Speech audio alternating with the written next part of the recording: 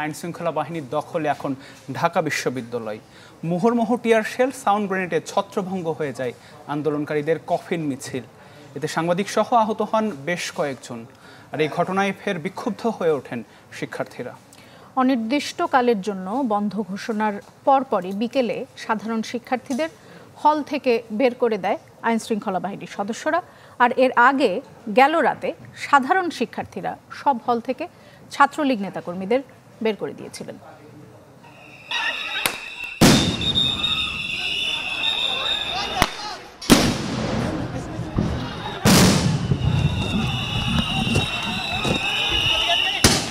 সকাল থেকে বিকেল ৪টা পর্যন্ত স্বাভাবিক থাকার পর উত্তপ্ত হয় ঢাকা বিশ্ববিদ্যালয় ক্যাম্পাস। উপাচার্যের বাসভবনের সামনে গায়েবানা জানাজা শেষে শিক্ষার্থীরা রাজু ভাস্কর্যের দিকে যাওয়ার সময় দুদিক থেকে টিয়ার সেল নিক্ষেপ করে পুলিশ।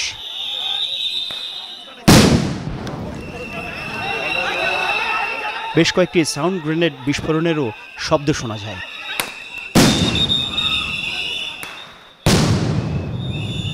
পুলিশি অ্যাকশনে ছত্রভঙ্গ হয় বিক্ষোভ মিছিল। কলাভবন সহ বিভিন্ন দিকে ছড়িয়ে পড়েন ছাত্রছাত্রীরা।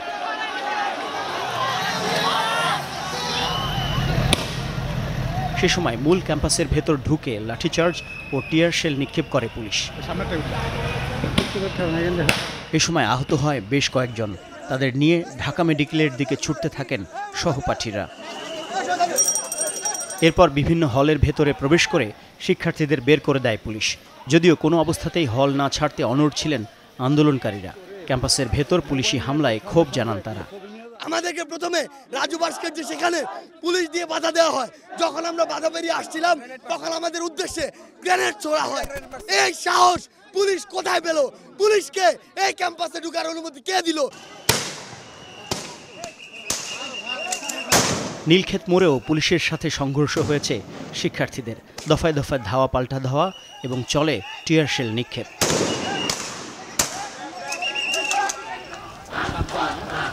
তবে সংঘাতের আগে ঢাকা বিশ্ববিদ্যালয়ের সব হল নিয়ন্ত্রণের দাবি করেছিলেন কোটা আন্দোলনকারীরা। ছাত্রলীগের কয়েকজন নেতাকর্মীকে বেধড়ক পেটান শিক্ষার্থীরা।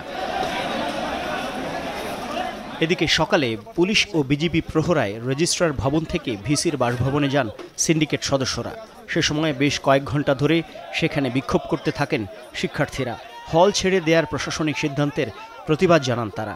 ভিসির পুরো বাসভবন ঘিরে তখন শতাধিক পুলিশ, বিজিবি ও র্যাব সদস্যদের কড়া পাহারা। অন্যদিকে অপরাজেয় বাংলার সামনে নিপীড়ন বিরোধী সমাবেশ করেন শিক্ষকরা। কোটা আন্দোলন ঘিরে শিক্ষার্থী হত্যা ও নির্যাতনের প্রতিবাদ জানান তারা। রংপুরের যে ছেলেটা, সেই ছেলেটা দাঁড়িয়েছিল, পুলিশের সামনে দাঁড়িয়েছিল। কি জন্য দাঁড়িয়েছিল? তার আত্মবিশ্বাস ছিল যে পুলিশ অন্তত গুলি করবে না। আমাদের ছাত্রদের উপর যারা গুলি চালিয়েছে, মেরেছে, এটা হচ্ছে ফৌজদারি অপরাধ, এটা হচ্ছে মার্ডার, এটা হচ্ছে কালপাবল হোমিসাইড, এটা মৃত্যুদণ্ডযোগ্য অপরাধ। অবশ্যই এই অপরাধের বিচার করতে হবে। এক একটা আন্দোলনের মধ্যে দিয়ে নতুন দিনের সূচনা হয়। এই আন্দোলনের ইমিডিয়েট ফলাফল যাই ঘটুক না কেন, বাংলাদেশের জন্য এটা ঐতিহাসিক গুরুত্ব অপরিসীম। শাহবাগে আমরা দেখলাম বিজিবি সেখানে টহল দিচ্ছে। বলি, বাংলাদেশের সীমান্ত কি এখন শাহবাগ পর্যন্ত এসে ঠেকেছে? সমাবেশ শেষে শিক্ষকদের কয়েকজন ভিসির বাসভবনের ভেতর ঢুকতে চাইলে বাধার মুখে পড়েন তারা। তবে অবশ্য অনুমতি পান কয়েকজন। পরে বেরিয়ে প্রতিক্রিয়া জানান তারা। ভিসি স্যার যেহেতু ছিলেন না, আমরা প্রক্টরকে জানিয়ে এসেছি যে শিক্ষার্থীদেরকে জোর করা যাবে না, ওদেরকে শারীরিকভাবে বাধ্য করা যাবে না। মাকসুদুন নবী, চ্যানেল 24, ঢাকা।